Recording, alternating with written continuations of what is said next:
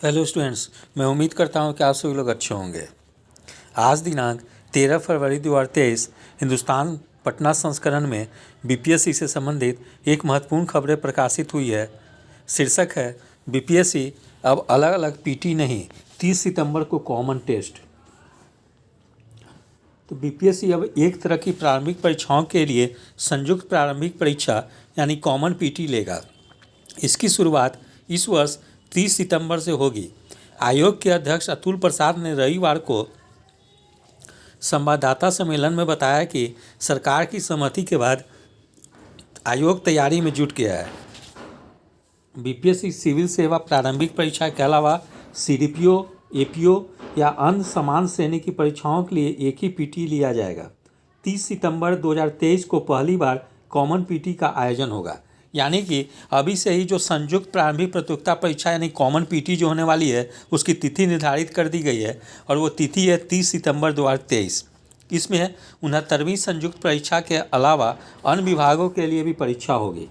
हालांकि रिजल्ट के लिए अलग अलग मेगा सूची तैयार की जाएगी।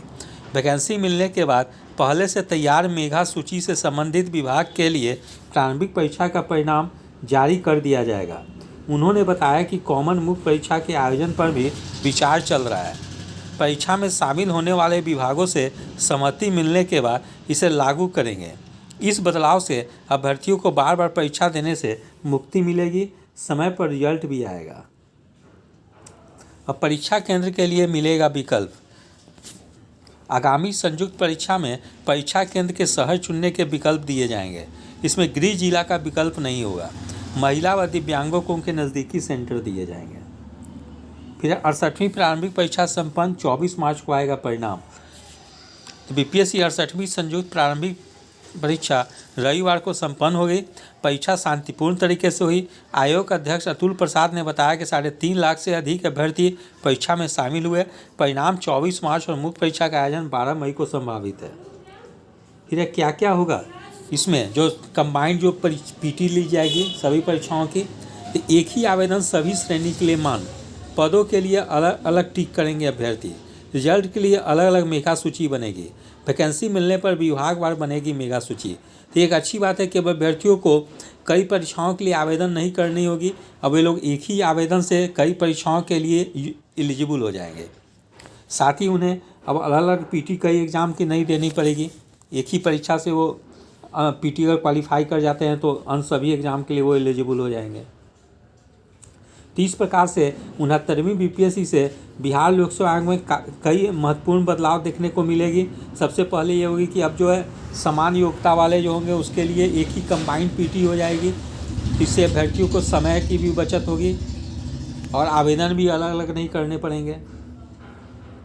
तो अभी पर्याप्त समय दी गई है 69वीं बीपीएससी पीटी जो होने वाली है, इसलिए अभी से ही जिन अभ्यर्थियों की 68वीं बीपीएससी प्रारंभिक प्रतियोगिता परीक्षा अच्छी नहीं गई है वे लोग अभी से ही 69वीं बीपीएससी की तैयारी में लग जाएं।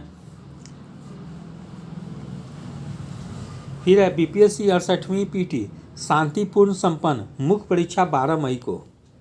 तो बिहार लोक सेवा आयोग की 68वीं संयुक्त प्रारंभिक परीक्षा रविवार को शांतिपूर्ण संपन्न हो गई। सभी परीक्षा केंद्रों पर सुरक्षा के पुख्ता इंतजाम किए गए थे। कहीं से किसी प्रकार की कोई गड़बड़ी की सूचना नहीं मिली है। परीक्षा में 80% से अधिक उपस्थिति रही। एक पाली में सभी जिलों में 850 केंद्रों पर परीक्षा हुई। 12 बजे से आरंभ हुई परीक्षा के लिए अभ्यर्थियों को सुबह 9:30 बजे से रिपोर्ट करना था। यहीं 11 बजे के बाद किसी को प्रवेश नहीं दिया गया। परीक्षा दोपहर 2 बजे तक हुई। मुख्य परीक्षा 12 मई को संभावित है। पीटी का रिजल्ट 24 मार्च को आ सकता है। आयोग के चेयरमैन अतुल प्रसाद ने बताया कि परीक्षा शांतिपूर्ण संपन्न हुई। पीटी परिणाम जारी करने से पहले आंसर की जारी किया जाएगा। इसे भी वेबसाइट पर 3 दिनों तक खुला रखा जाएगा। यदि किसी प्रकार की आपत्ति आती है तो उसके बाद विशेषज्ञ व अभ्यर्थियों के बीच डिस्कशन के बाद फाइनल आंसर की जारी होगा। इसके आधार पर ओएमआर सीट का मूल्यांकन कर फाइनल परिणाम जारी होगा। परीक्षा के लिए 4 लाख से अधिक अभ्यर्थियों ने आवेदन किया था। 3.5 लाख से अधिक अभ्यर्थी शामिल हुए। बताया गया कि प्रारंभिक परीक्षा का परिणाम 24 मार्च और मुख्य परीक्षा का आयोजन 12 मई को संभावित है। यूपीएससी स्तर की होगी मुख्य परीक्षा। आयोग के अध्यक्ष ने बताया कि 68वीं मुख्य परीक्षा का पैटर्न भी यूपीएससी स्तर का होगा, जिसमें जीएस 1, 2 और एसए के अतिरिक्त हिंदी की परीक्षा होगी। जीएस के प्रश्न को रीअरेंज कर पूछा जाएगा, जबकि निबंध में 100 अंकों के 3 सेक्शन होंगे। हर सेक्शन में 4 प्रश्न होंगे। इसका सिलेबस समान रहेगा। इसमें लेखन व एनालिटिक इस स्किल को देखा जाएगा। इसमें पहला व दूसरा सेक्शन यूपीएससी के पैटर्न का होगा। खासकर विश्लेषणात्मक प्रश्न होंगे, जैसे कहावत, मुहावरा आदि को विश्लेषण को लेकर हो सकता है। इसके अलावा तीसरा सेक्शन पूरी तरह बिहार पर आधारित होगा। इसमें लिट्टी चोखा से क्या समझते हैं, यहाँ की संस्कृति, कला के लाभ, भोज के समय कोहरा रोकने से क्या अर्थ तात्पर्य है आदि के प्रश्न हो सकते हैं। उन्होंने कहा कि तीसरे सेक्शन के प्रश्नों का अंग्रेजी भी बाइलिंगुअल हो गया। ठीक है। फिर यूपीएससी स्तर के निबंध के 2 सेक्शन होंगे। एक बिहार को रहेगा समर्पित। 67वीं परिणाम में हो सकता है विलम्ब।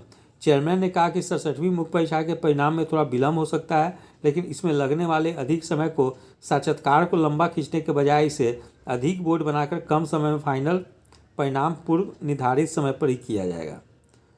फिर कुछ शिक्षक लोग कहें कि जिन्होंने कटअप जारी किया है वो लोग कटअप काफ़ी कम बता रहे हैं। ठीक है। जैसे हम लोग यहाँ देखते हैं, परीक्षा विशेषज्ञ बीसी जाके बताया कि इतिहास विषय से संबंधित कुल 35, भूगोल से 20, भारतीय राज्य व्यवस्था और संविधान से 10, भारतीय अर्थव्यवस्था से 15, समान विज्ञान से 30, समसामयिक घटना चक्र से 30 और गणित से 10 प्रश्न पूछे गए थे। इस प्रकार से पूर्व की परीक्षाओं में जिस सेक्शन से जितने प्रश्न पूछे जाते थे, इस बार भी लगभग उतने प्रश्न ही पूछे गए हैं। इसीलिए लेकिन कुछ जो है कि टीचर लोग या संस्थान के द्वारा कटअप जो है काफ़ी कम बताई जा रही है, 85 या 90 बताई जा रही है। उतनी कटअप बिल्कुल नहीं जाएगी। मैं आप लोग को आश्वस्त कर देता हूं कि क्वेश्चन जो है कि कितने इस बार पदों की संख्या काफ़ी कम है और बिहार में तैयारी करने वाले काफ़ी अच्छे लोग हैं जिन्होंने काफ़ी बेहतर परफॉर्म किया है इस एग्ज़ाम में, और कटअप किसी भी स्थिति में 100 के नीचे बिल्कुल नहीं जाएगी। इसलिए मैं आप लोग को आश्वस्त कर दे रहा हूँ। जो संस्थान जो है कि स्टूडेंट लोगों को ये मतलब आश्वासन दे रहे हैं कि कटअप 85 और 90 जाएगी, वे लोग अपने संस्थान में मुख्य परीक्षा के लिए एडमिशन ज़्यादा से ज़्यादा स्टूडेंट्स लें। इसीलिए उन लोग को कम कटअप बताकर जो है कि ज़्यादा से ज़्यादा चाहते हैं कि स्टूडेंट लोग मेरे संस्थान में मेंस की तैयारी के लिए एडमिशन ले लें। इसीलिए जिस स्टूडेंट के स्कोर कम है वो लोग अभी से ही 69वीं बीपीएससी पीटी की तैयारी में लग जाएं। फिर है बिहार विद्यालय परीक्षा समिति के द्वारा जो वाणिज्य संकाय यानी कॉमर्स में स्टेट की फॉर्म में फिलअप करवाई गई थी, उसकी परीक्षा आयोजन से संबंधित सूचना प्रकाशित की गई है। वो इस प्रकार से है, एतद द्वारा वाणिज्य संकाय यानी कॉमर्स के लिए माध्यमिक शिक्षक पात्रता परीक्षा स्टेट 2022 के आवेदकों एवं सभी जिला शिक्षा पदाधिकारी को सूचित किया जाता है कि कंप्यूटर आधारित उक्त परीक्षा यानी कंप्यूटर बेस्ड टेस्ट दिनांक 6 मार्च 2023 को आयोजित होगी। यानी कॉमर्स सब्जेक्ट की स्टेट परीक्षा 6 मार्च 2023 को आयोजित की जाएगी। परीक्षा का प्रवेश पत्र दिनांक 25 फरवरी 2023 के बाद समिति की वेबसाइट पर जारी किया जाएगा, जिसकी सूचना अलग से प्रकाशित की जाएगी। अपरिहार्य कारणवश उक्त परीक्षा की तिथि में परिवर्तन हो सकता है। फिर है इंडियन नर्सिंग काउंसिल से प्रमाण पत्र हासिल नहीं कर रहे हैं संस्थान। सूबे के नर्सिंग संस्थानों के छात्रों को दूसरे राज्य में नहीं मिलेगी नौकरी। तो बिहार में नर्सिंग की पढ़ाई कर रहे छात्रों को केंद्रीय सेवाओं या दूसरे राज्य में रोजगार नहीं मिलेगा।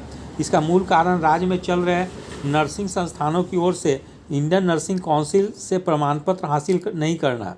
वर्ष 2018 के बाद अधिकतर नर्सिंग संस्थान आईएनसी से कोई प्रमाण पत्र हासिल किए बिना ही यह कोर्स चला रहे हैं, जबकि केंद्रीय सेवाओं या दूसरे राज्यों में नर्सिंग के लिए आईएनसी से प्रमाण पत्र हासिल करना अनिवार्य है। दरअसल वर्ष 2018 के पहले राज्य में चलने वाले सरकारी गैर सरकारी संस्थानों की संबद्धता या मान्यता आईएनसी से ली जाती थी, लेकिन कोर्ट ने एक आदेश में कहा कि आईएनसी नर्सिंग संस्थानों को मान्यता नहीं दे सकता।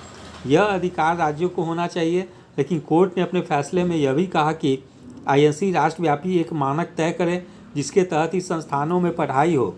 इसके पीछे का मकसद यह था कि छात्रों को प्रशिक्षण के दौरान बुनियादी सुविधाएं प्रदान हो। इसके लिए नर्सिंग संस्थानों को आईएनसी से सूटेबिलिटी रिपोर्ट लेने को कहा गया, लेकिन मान्यता मिलने के बाद नर्सिंग संस्थानों ने इस नियम का पालन नहीं किया।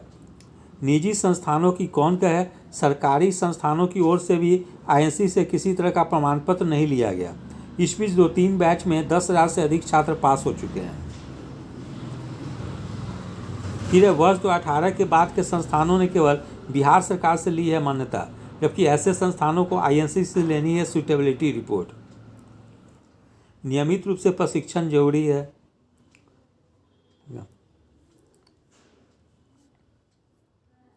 इस प्रकार से आज के हिंदुस्तान समाचार पत्र में कई महत्वपूर्ण खबरें प्रकाशित हुई थी। यदि आप सभी लोग को मेरा चैनल अच्छा लगा हो, इसे लाइक शेयर और सब्सक्राइब करें। धन्यवाद। Take care.